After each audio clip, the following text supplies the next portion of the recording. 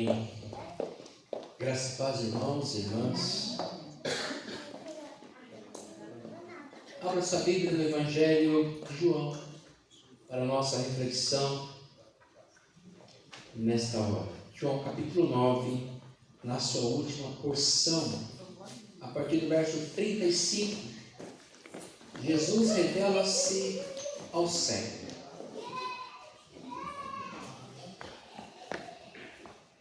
João capítulo 9, mesmo sentados, vamos ouvir a leitura com muita atenção. João 9, a partir do verso 35, nos fala assim: ouvindo Jesus que o tinham expulsado, encontrando-o, lhe perguntou: crês tu no Filho do Homem? Ele respondeu e disse: quem és, Senhor, para que eu nele creia? E Jesus lhe disse: já o tens visto e é o que fala contigo. Então afirmou ele: creio, Senhor, e o adorou. Prosseguiu Jesus: eu vim a este mundo para juízo, a fim de que os que não veem vejam, e os que veem se tornem cegos. Alguns dentre os fariseus que estavam perto dele perguntaram-lhe: acaso também nós somos cegos? Respondeu-lhes Jesus: se fosseis cegos, não teríeis pecado algum, mas porque agora dizeis, nós vemos, subsiste o vosso pecado.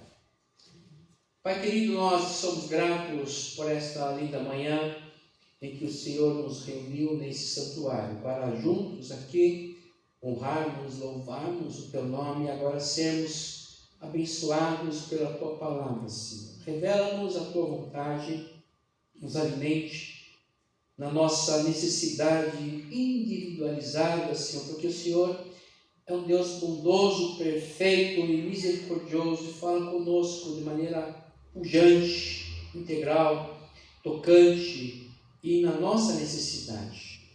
Nos abençoa, nos visite, para que possamos entender a Tua vontade e obedecermos a Tua vontade. Nós oramos no Teu nome, Jesus, o nosso pastor.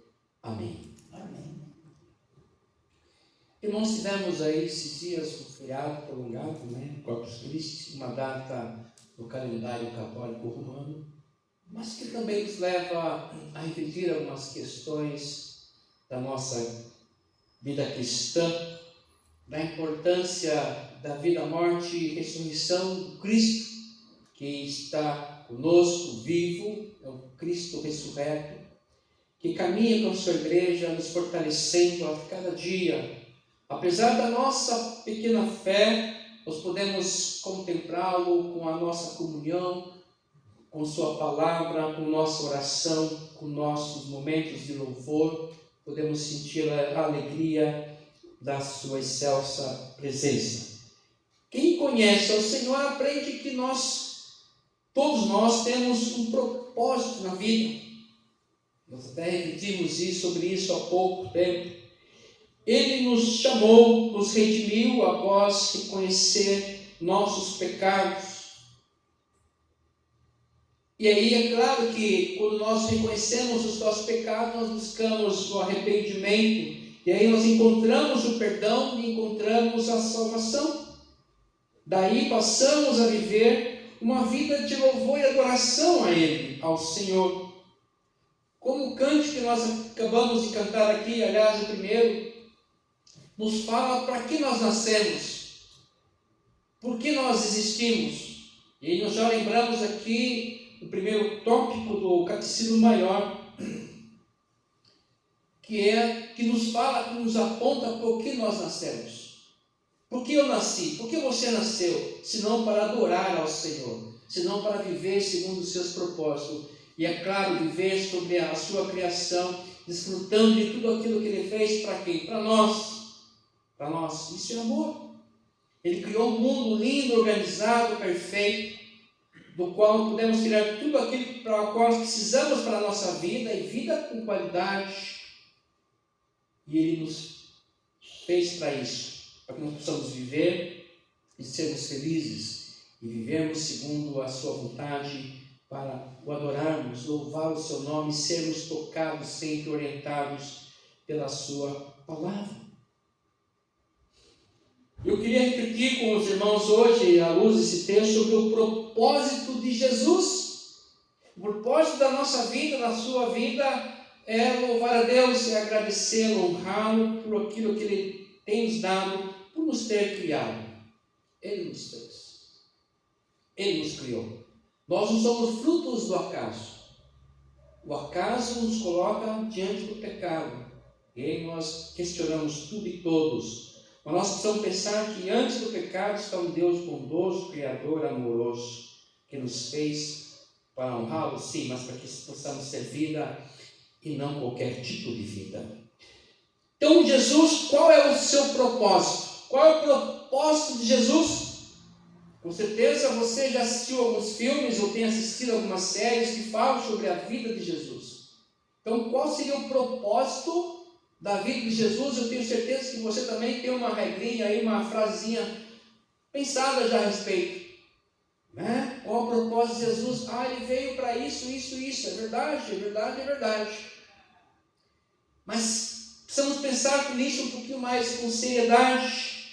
O motivo que levou Deus se encarnar e dando a Cristo um propósito, e é notório que é de resgatar a todos nós, para nos resgatar.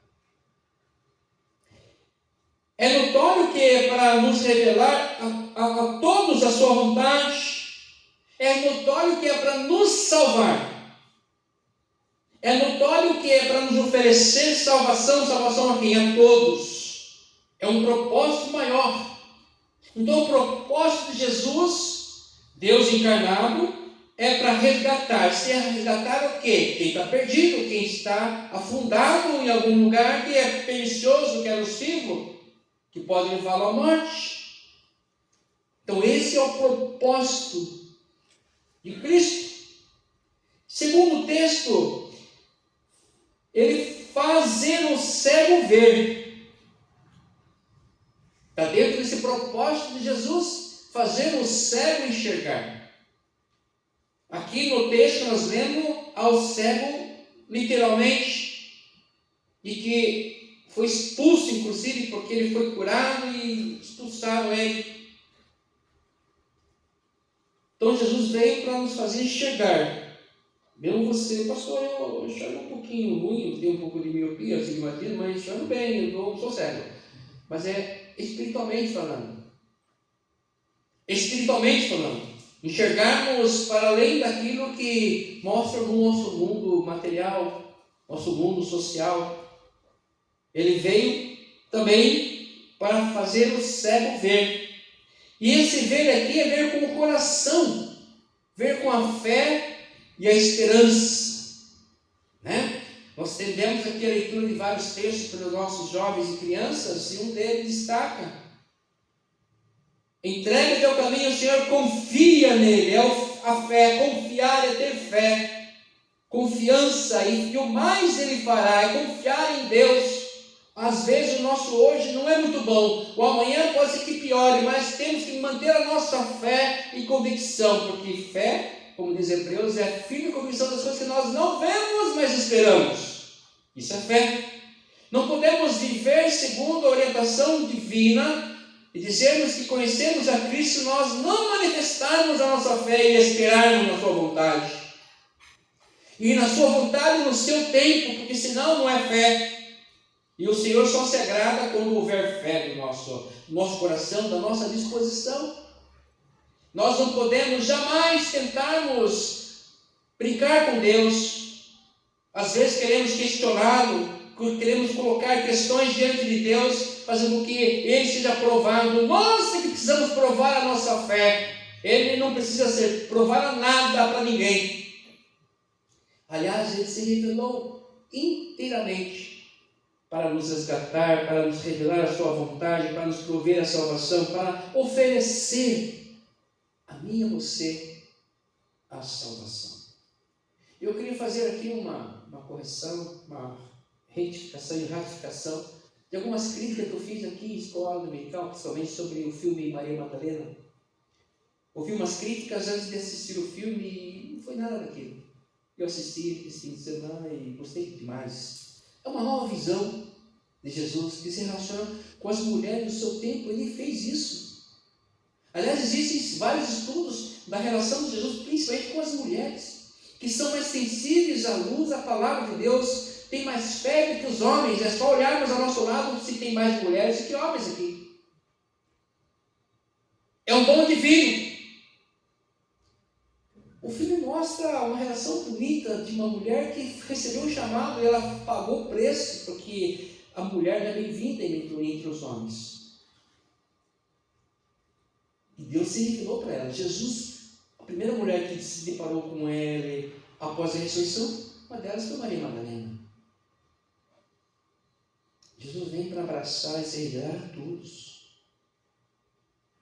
especialmente aos machistas, ao mundo machista, ao mundo homofóbico, ao mundo violento, ao mundo etnocêntrico, ao mundo que acha que é religioso. O religioso aqui que nós vemos no texto, ele se arroga. Tanto é que ele é tão sensível que Jesus, falando com as pessoas, eles já se sentiram criticados. Por acaso você, Jesus, está nos chamando, o fariseu falando, de cegos? E Jesus deixa bem claro para ele, de maneira bem erudita, que é claro no texto, porque eles compreendem bem a verdade do Evangelho. Eles são cegos. Eles veem, mas não reagem. Veem, mas não faz nada de diferente. Os cegos devem começar a ver seus pecados e alcançarem a redenção. Jesus veio para tirar o tapume, as escamas que estavam no olho de Paulo, quando se encontra com Jesus no caminho de Damasco. É como se caíssem escamas do olho, escama que é uma camada que cobre alguns peixes, que para você poder comer, que tem que raspar aquelas escamas, limpar, já tem muito peixe, e raspa, travou a escama por tudo por lado, né? Não é assim? Está puxando ali, voa, aí você tem que limpar, e ficar grudado, né? Tem que ir lá fazer uma boa limpeza, depois lavar a pia. Às vezes nós estamos com essa mente translúcida, com nossos olhos translúcidos, não conseguimos enxergar o nosso pecado, e Jesus vem justamente para isso, para falar para mim, para você, que o nosso pecado nos deixa cegos. E Jesus veio para tirar essas escamas, nos fazer enxergar a realidade desse mundo maravilhoso que Deus tem para nós. E Jesus veio para isso, nos fazer ver, além daquilo que está posto ao nosso lado, além dos nossos sonhos, dos nossos desejos. Ele veio fazer-nos ver. Quem não conhece Jesus não se arrepende, continua cego, e eu ainda posso pensar que continua morto, mesmo que andando bonitinho, cheiroso, com um carrão bonito, casa bonita, mas está morto espiritualmente, além de cego. É um morto cego. Quem não conhece Jesus é um morto ambulante cego. Jesus, a luz nas trevas das nossas vidas, na vida das pessoas. Jesus traz à luz o impacto da sua vinda. Eu vim a este mundo para juízo. Verso 39. Prosseguiu Jesus: eu vim a este mundo para juízo, a fim de que os que não veem, vejam, e os que veem se tornem cegos. Aqui está falando dos religiosos. Aqui que eles sentiram a crítica, a pontadinha. Jesus ensina a quem? A todos. Aos simples, humildes e aos orgulhosos, arrogantes, que eles sabem que o coração maduro não vai ouvir. Às vezes eu estou na casa de Deus, eu não vou ouvir o Espírito Santo lá, porque eu tenho aqui alguns projetos de vida pessoal, eu tenho aqui algumas expectativas, e se isso não for atendido, eu não quero mais nada com isso. É assim. Você continua cego, porque a palavra de Deus vem aqui para todos, e de maneira especial aos humildes, aqueles que querem ser tocados, que querem ver de fato quem são, querem reconhecer na sua vida, na sua realidade, a mão de Deus, e o quanto nós já somos abençoados, porque Ele se revelou a nós. porque Ele é luz. Ele já iluminou as nossas trevas e nos deu salvação. Mas para quem não enxergou, Jesus ainda não enxerga assim. Vive uma vida triste. A primeira vinda nos trouxe o juízo. Então eu quero ver aqui um versículo sobre isso, ainda em João 3,17, só esse verso aqui, o verso 17 do 3º capítulo. Porquanto Deus enviou seu Filho ao mundo, não para que julgasse o mundo, mas para que o mundo fosse salvo por ele. Isso aqui é um texto da missão de Jesus, o propósito. O propósito. Eu poderia usar esse texto aqui para trazer aqui o propósito de Jesus. Mas ele continua aqui no verso 18, quem nele crê não é julgado. Isso aqui me dá uma alegria no coração. Quem se crê no Senhor Jesus não vai ser julgado dentro do tribunal. Porquanto não crê no nome do unigênito de Deus. O julgamento é esse: a luz veio ao mundo e os homens amaram mais as trevas do que a luz, porque as suas obras eram más. Pois todo aquele que pratica o mal aborrece a luz e não se chega para a luz, a fim de que não seriam arguidas as suas obras. Se escondem da palavra de Deus, se escondem, não querem participar porque eu estou ruim, estou em pecado, de repente a luz vai bater em mim aqui, vou enxergar as minhas iniquidades. Quem pratica a verdade aproxima-se da luz, a fim de que as suas obras sejam manifestas, porque feitas em Deus.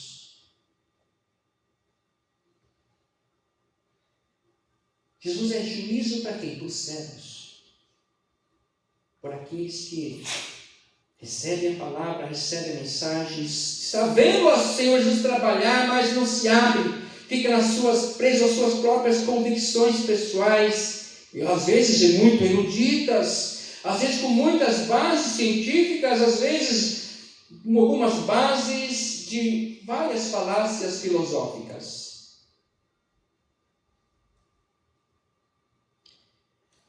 Mas ele fez o povo defrontar-se com a obrigação de decidir-se a favor ou contra ele. Porque a pregação do Evangelho faz com que as pessoas se posicionem. Vocês têm que se decidir.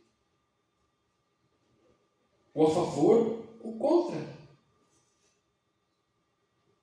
Quem não é por mim, disse Jesus, Mateus 11:23, é contra mim. E quem comigo não ajuda, espalha. Palavra de Jesus. Quem não é por Jesus é contra. Quem não ajuda, espalha. Até a segunda vinda de Cristo, essa é ainda a época da revelação de Cristo por nós, para nós, durante a qual o cego pode ver e os mortos em delitos e pecados podem receber a nova vida, segundo Efésios 2:4. Então, quando a pregação do Evangelho continua sendo ministrada, ainda há a oportunidade de que possamos enxergar, as pessoas que estão conosco possam se tornar pessoas que enxerguem, deixem de ser cegas e terem suas vidas mudadas para uma nova vida. Estando nós mortos em nossos pecados, Ele, pela sua misericórdia, nos amou. Paulo aos Efésios.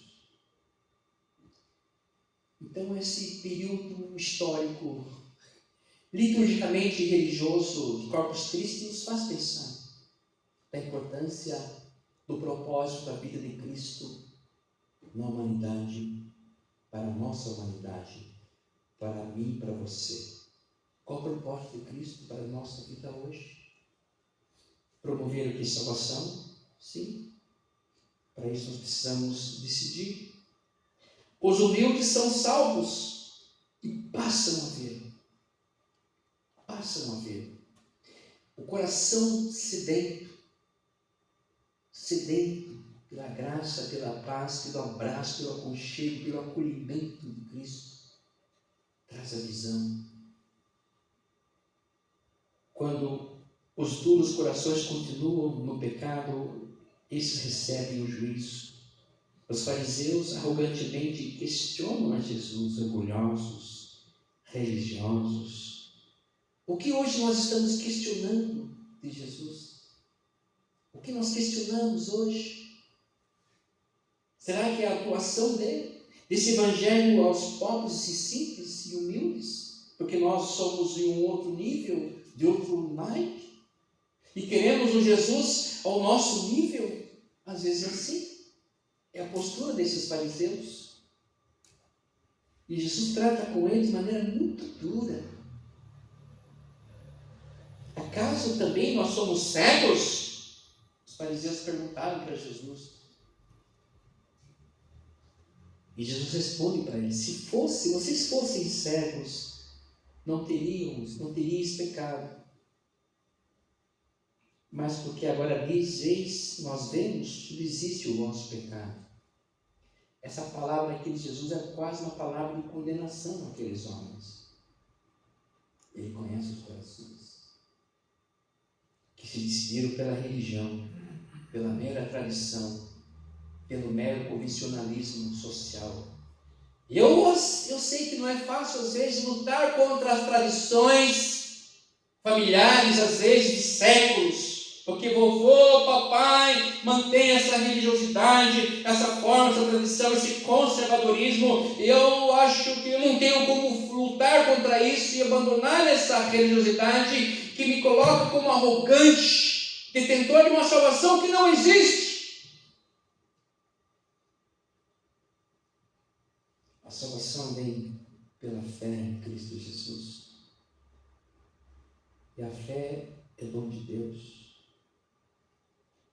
E a fé, ela é crescida pela vontade de Deus e pelo ouvir a sua palavra.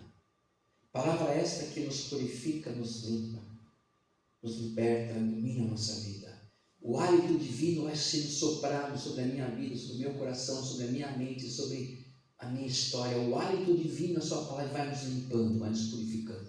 É por isso que eu não entendo aqueles que não buscam comunhão com o Senhor, não buscam a graça maravilhosa de estar na comunhão com o Espírito Santo de Deus, aqueles que não gostam de orar, eu não entendo isso. Aqueles que não têm a comunhão sequer da igreja, muito menos o Senhor da igreja, eu não entendo. Não entendo aqueles que não querem fazer parte da igreja de Cristo, que são as testemunhas desse evangelho maravilhoso de salvação, que traz vistas aos cegos, alívio aos cansados e oprimidos. A igreja de Cristo hoje somos nós, e isso é maravilhoso privilégio de fazermos parte desse movimento de Deus, do hálito que vai sendo varrendo as trevas, os pecados, alimentando as pessoas e transformando as vidas, fazendo que as pessoas vejam. Esses dias estive numa loja e estava assim, naquele mostruário de óculos, que se compra assim, óculos de grau, tem lá mais 1 grau, mais 2 graus. Meu Deus, ninguém mais faz teste. O especialista vai comprar óculos assim no mercado. Eu experimentei alguns, falei, deixa eu ver aqui. Mas nenhum deu certo, porque a miopia tem astigmatismo, então ela é só para miopia. E já ouvi falar, não, eu só compro ali, olha, é muito bom. Não faz o exame oftalmo, tal. Meu Deus, brincar com a vista, algo assim, tão importante para a nossa vida, para a nossa felicidade. Temos que tratar da vista, né, Rubens? Com todo o cuidado possível. Tem que fazer exame sim, cirurgia sim, vai cuidar. Fazer aquilo que nós podemos fazer, porque se perder a visão, a gente perde parte da vida. Claro que a gente vai se adaptar se for o caso, como acontece com os cegos, que vê a vida de outra forma. Mas aqui, quando eu falo de cegueira espiritual, o pecado que nos tira essa visão e passamos a enxergar com os nossos próprios óculos. Ai, Deus. Que possamos ser revestidos com os óculos da fé, os óculos de Cristo, para que possamos ver o mundo como ele é de fato, tão lindo, tão maravilhoso. A alegria que invadia o coração do apóstolo Paulo. Alegrai-vos no Senhor. Mais uma vez eu repito, alegrai-vos no Senhor. E ele fala isso vivendo as prisões, andando nu, sendo apedrejado na sua carta aos Filipenses. Alegrai-vos no Senhor, porque ele enxergava, as escamas saíram dos seus olhos, caíram, e ele enxergava o mundo como ele é, porque ele enxerga agora pelos olhos de Cristo, aleluia. Ele começa a enxergar as necessidades, sim, mas vai, abençoa e ajuda e faz o seu melhor, e é abençoado com a presença de Cristo, ele é abraçado por Cristo, e ele tem a alegria de Cristo, porque agora ele não tem mais escamas nos seus olhos, ele encontrou a vida, encontrou a verdade e a salvação eterna. E agora ele é prisioneiro de Cristo, não dos pecados do mundo, da sociedade, das ideologias, das falácias, das filosofias, das religiões. Ele é escravo de Cristo, mas eu não quero sair daqui. Eu estou algemado a Cristo, porque aqui tem vida, tem paz, alegria, bem-aventurança. E eu não vou para lugar nenhum, mesmo preso, eu não ia mesmo estar preso, mas não vou abandonar Cristo. E eu tudo posso naquele que me fortalece. Mesmo preso, ele faz, eu posso tudo. Porque a vida está aqui no coração, na fé. Ele não é mais cego, ele enxerga tudo.